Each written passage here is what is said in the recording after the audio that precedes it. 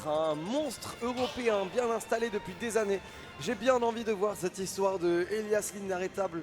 Ce sera sur le papier pas le plus gros upset du tournoi parce qu'il a déjà fait un upset factor 7 sur Hashimo qui est censé être le site 2 du tournoi. Donc la victoire est possible, elle va être difficile. On va voir comment ça va se passer, ça commence de suite. Et on est lancé immédiatement. Est-ce qu'on peut avoir dans le public des tonnerres d'applaudissements pour Elias qui est en train de tout donner pour certainement la run de ce démarrage de saison 2026. C'est pour l'instant une ouverture qui est splendide, qui est faite du côté de Tariq, qui ne lui laisse absolument aucune chance, enchaîné derrière par un ladder. Deutsche Qualität immédiatement faite. C'est une magnifique ouverture qui annonce immédiatement le ton pour la suite. Certes, c'était sympa contre Hashimo et contre Gluto, mais là, la pression monte. La pression monte très clairement et l'oiseau monte aussi dans le ciel. On m'a dit que Falco préférait les airs, mais je ne pensais pas à ce point là. On s'est pris un violent 0 to death et on est en train de faire un double 0 to death. Non, c'est pas vrai. Attends, Tariq, c'est pas ça. Vrai. Quoi? Non mais attends, il avait un rêve. Il avait un rêve. Pourquoi faire ça comme ça? Pas éthique. Pas dans ces conditions, je suis d'accord. Il y a probablement des articles de la Convention de Genève qui interdisent ce genre de folie. Je croyais que les rapaces mangeaient les grenouilles, mais là la chaîne alimentaire est complètement renversée. Lâche-le, laisse-le tranquille. Mais qu'est-ce que c'est que ce crapaud mutant surpuissant, 69% tech shell sur la plateforme Down Smash, on l'a déjà vu cet homme sur plusieurs fois. Heureusement on techra in du côté de Elias qui fera qu'on ne sera pas mis trop en difficulté, mais on est à des fenêtres de pourcentage qui font vachement peur, on est à 2 doigts de mourir. Je suis effrayé, Tariq qui n'a vraiment pas apprécié de se retrouver du côté du loser side. C'était serré contre son adversaire tout à l'heure et bien visiblement il reprend du poil de la bête. Si tant est qu'on en est sur les grenouilles, enchaîné derrière par un petit enchaînement qui sera pris sur cette tech, mais il n'en est rien. C'est fou, le gameplay est gigantesque et j'ai l'impression que du côté d'Elias, plus ça avance, plus on commence à devenir incisif. Mais il faut prendre des stocks malheureusement, la tâche va être ardue sur cette première game. Non, franchement on est en train de récupérer des plumes de la bête, mais non, il lui a tout mis. Il lui a tout mis, il lui met le Shadow Sneak, le back air, le Shuriken. Au cas où vous aviez un doute pour Pokémon Champions, et tout Raptor ne bat pas Greninja. Va falloir tout recommencer sur cette game 2. C'est fou ce qu'il vient de nous montrer. Allô. Comment c'est possible en fait? Comment c'est possible? Ce Batracien qui barbote dans l'eau est un tueur né. On a beau dire allô, on l'a dit sur la fin de cette game que Elias semblait se réveiller. Il commençait à nous rentrer des belles phases. Malheureusement on s'était pris ce Shuriken, on aurait pu le renvoyer mais on avait déjà initié le side B. Je pense que maintenant les informations elles sont enregistrées. On se fera avoir pas 2 fois par ce genre de choses. Et en tout cas on l'espère pour notre joueur français, même si encore une fois la game commence en la faveur du Greninja Rose. Oh, très bien vu ça. On a un Elias d'ailleurs qui dit qu'il a beaucoup. Il prévoit très bien la plupart du temps quand les adversaires se déplacent dans les airs et on est face à un personnage qui lui de son côté profite également d'un excellent saut, donc ça va se passer beaucoup à la verticale et c'est tout le mal qu'on souhaite à Elias de trouver quelques catchs qui là permettent de faire l'équilibre. En plus le kill power du personnage est clairement au-dessus de celui de son adversaire, donc il y a des possibilités et on est déjà bien plus équilibré par rapport à la situation précédente. Toujours est-il que pour l'instant ça s'envoie des patates mais on n'a pas encore la sensation d'une domination d'un côté comme de l'autre, ça se jauge. Ça se jauge, c'est au coude à coude et on est très bien aisé dans les airs. Comme tu l'as dit, on est sur des persos qui sautent très haut. Je crois que c'est vraiment le top 2 des persos qui ont le plus grand saut. Mais qu'est-ce que c'était que ça? Là, il n'y en avait pas de saut. Alors ça saute haut, mais pas à ce point-là, Elias. Ouais, non, on a perdu ses ailes là-dessus. Du coup, il peut pas voler. Hop, ça m'a pris un petit peu de temps. Du côté de Tariq, pour l'instant, on est bien à l'abri et on profite de cette avance. Évidemment, maintenant, on peut appuyer ses doigts palmés là où ça fait mal. Si ce n'est quelques petits échanges qui sont quand même bien enchaînés ici de la part du joueur Hound qui va, on l'espère, faire respecter le nom de sa structure. Pas de punition sur le bord de l'edge. On arrive à bien reverse et maintenant, il faut vraiment conclure rapidement. Mais on s'en sort si vite du côté adverse. On n'a pas l'occasion de trouver cette punition. Mais regardez, il ne lâche jamais son adversaire Tariq qui est dans une forme olympique. Il est dans une forme olympique, il ne lâche absolument pas le morceau, il est en train de continuer à mettre la pression un maximum. On crame toutes les options sur l'adversaire jusqu'à récupérer, cueillir comme une fleur cet oiseau avec un vilain down smash, 138%, encore sur sa première stock. Et bam, je te mets un spike, tu meurs pas, je te mets le deuxième. Another one. Magnifique. Et ça fonctionne très bien. Réouverture de phase ici qui va se faire à l'avantage de notre joueur français qui tente de maintenir l'adversaire sur le corner, mais on arrive à s'échapper, on glisse, on s'insinue, on profite de cette mobilité et de solo profile sur lequel Elias ne trouve pour l'instant pas de réplique. On va trouver directement ici une situation en reset permettant de faire des avantages. Non, on attend, on est patient. Petit chaîne pour la beauté. Derrière enchaîné par une petite balayette. Up tilt. On attend de voir l'erreur et c'est le backer de l'autre côté permettant de revenir dans la course du côté du joueur français. Tariq va devoir se méfier. Plus il avance, plus il est fort. C'est le Broly de ce bracket. C'était quoi ce move? C'était quoi ce clip? Il a owned, tout simplement. Il a owned, il porte bien le nom de sa structure, tu l'as dit plus tôt. Franchement, c'est respecté, c'est magnifique. Quelle série de baits. Et grâce à ça, on réussit à se hisser à une stock à une. On est presque even en termes de pourcentage, on se rend les coups jusqu'ici, on essaye d'être patient. Non, tu sautes pas, non. Allez, non, tu sautes pas. Non, tu sautes pas, vraiment blaster. Il l'a regardé, il a tiré entre les deux yeux. Ah, ça tue ça, ouais, effectivement. Le désavantage de se retrouver face à un adversaire qui saute autant, c'est qu'il te prend sur le upper. Ça, pour le coup, c'est vraiment lui rendre la monnaie de sa pièce. Elias aime beaucoup faire ça pour surprendre avec son deuxième saut. Et bah, Tariq est totalement capable de faire la même chose. On se retrouve sur un 2-0. Ouais, là pour le coup, il se passe quelque chose sur ce bracket. Elias qui est quand même le héros, on le rappelle, hein, de cette Dead Zone 3. On a envie qu'il aille plus loin, on a envie évidemment de savourer davantage ce poulet. Il va falloir donner de la force du côté de la France. Est-ce qu'on a encore de l'énergie à donner pour Elias du côté du public? Parce que c'est peut-être sa dernière game sur ce bracket. C'est peut-être sa dernière game, mais il est capable de remonter. Alors il faut lui donner de la force, il faut lui donner de l'énergie. Il faut la foule de son côté. Il est en train de très bien jouer sur le LED jusqu'ici. Il met de la pression, mais Tariq, non, démord pas, il reste patient jusqu'au bout. C'est le début d'une phase. C'est bien, 59% là-dessus. Pas de laser, on attendra un petit peu. Backer, donner, backer. C'est bien ce qu'il est en train d'enchaîner.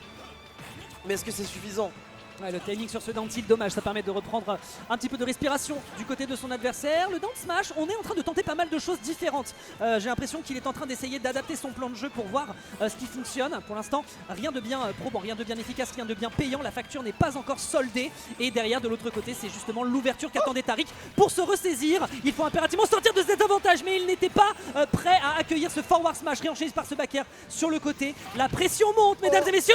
Ce backer aurait pu être dangereux, mais heureusement que ça trade. On a encore un petit espoir, mais Tariq continue de maintenir la pression. Il maintient la pression, mais l'espoir, il est là, il est très grand. Parce que la rage était là, la rage était présente aussi. Et elle permettra à ce combo d'exister. Down tilt, double jump, upper, magnifique. Revenge kill instantané. On n'a même pas le droit de rigoler un peu. Ça reste serré. Ça reste terriblement serré. Pour le coup, il lui fait moi aussi, je peux le faire. Et donc, effectivement, double jump into upper. Et c'est payant. De l'autre côté, évidemment, des petites phases qui sont faites. Côté Tariq, il rentabilise le plus possible. Je pense qu'il est conscient que c'est lui qui a le momentum, que c'est lui qui est en train de mettre l'adversaire dans une cocotte minute. Et il se pourrait que la cuisson soit bientôt à point. Tandis que de son côté, le neutre air pour bloquer l'adversaire. Et enchaîné par un petit jeu de juggle. Faut pas être trop agressif dans le désavantage. Elias, ça pourrait se retourner contre toi. Petit jeu de juggle qui est bon ici. Il est fantastique, mais du côté de Tariq, on joue un peu plus calme, on attend de voir comment l'adversaire veut lui rentrer dans les gencives, mais de l'autre côté, voilà, c'est du combat DBZ, c'est coup sur coup, qui peut prendre l'ascendant désormais, mon brave Taciturne? Qui peut prendre la stock, je ne sais pas, mais en tout cas, là, ce qu'il est en train de se passer, c'est que il était peut-être en train d'attendre que la cocotte mais c'était lui qui était dans la cocotte, visiblement. Les spécialités françaises. La spécialité française, grenouille, crapaud, parisienne, comme dans les clichés. Et là, c'est en train de démontrer que ça existe, que c'est effectivement bon. C'est possible. Non, il a bien cook là-dessus. On savoure. Oui, voilà, très bien. Encore une fois, je suis surpris à chaque fois que les illusions fonctionnent. C'est vraiment committee comme truc. Si jamais tu t'écrases dans le shield adverse, il y a vraiment beaucoup de punitions qui sont possibles. Mais en l'occurrence, à chaque fois, ça permet de briser une distance que Tariq pense sécuritaire, pense salvatrice. Derrière, on aura évidemment un petit jeu de juggle qui va clôturer cette stock, mais le pari est réussi. On a appuyé là où ça fait mal. Maintenant, il faut continuer de taper dans la blessure. On est à 70%, mais derrière, une nouvelle phase qui s'enchaîne et qui permet aux joueurs allemands de se déchaîner peut-être pour la suite. Il faut reprendre l'avantage positionnel, mais on est en train de le mettre en prison du côté de Tariq. Il est absolument en prison, il est acculé, il n'arrive pas à remonter. Elias qui est sous pression, qui est bientôt cuit. On se prend le neutre à l'air, on a du mal à toucher son adversaire. Tariq qui joue parfaitement de sa mobilité. On respecte les options sur l'adversaire. Dès qu'on lose une interaction, on récupère le centre du terrain. On sait que à tout moment ça peut partir. Alors on essaie de jouer la safety. On attend que l'adversaire panique, mais c'est pas la bonne punish. 92 à 81%. Et on peut s'envoler à tout moment. Oui, le upper est bon. Peut-être davantage à récupérer. Grosse patience. Allez, c'est pas. Tu ne t'es pas débarrassé d'Ashimo et de Gluttony pour nous laisser en aussi mauvaise posture. Elias, on veut continuer d'écrire la France qui te regarde ici. Tout le monde qui est extrêmement excité dans l'avenue. Ou peut-être davantage. Ce sera touché sur ce forwarder. Peut-être un petit peu plus sur ce bord de corner. On essaye de bloquer le ledge trap adverse. Ce sera un forwarder du côté de l'Allemagne qui va peut-être clôturer cette situation en ledge trap. Non, on respecte. On laisse le temps de s'exprimer. Il n'y aura pas de grave. Pression qui est enchaînée par cette balayette. Qu'est-ce qui se passe, Elias? Elias qui est capable de patienter dans les moments les plus oppressants du monde. La pression qui est exercée sur les boucliers est folle. Mais on ne paniquera pas du côté de Tariq. On prendra ce laser, on respectera double rôle. On essaie de jouer. Et l'illusion qui terminera la game. Elias qui ne tombera pas tout de suite. Comment trouve-t-il ces illusions? Je suis abasourdi. Je suis d'accord que du côté de Tariq, on n'a pas de bonnes options out of shield. Un grab serait potentiellement possible si jamais on est face à lui. Mais réussir en permanence à dire à l'adversaire non, il n'y a pas de mid-range, mon pote. Bienvenue dans ma burst range. Et derrière, c'est le pelé kick. Et c'est immédiatement sur le plafond de SBF que va se clôturer cette game qui permet d'enchaîner sur une game 4. Vous vouliez plus de poulet, mesdames et messieurs? On y est. Elias part potentiellement pour le reverse 3R, ce qu'il a déjà fait contre les top mondiaux tout à l'heure.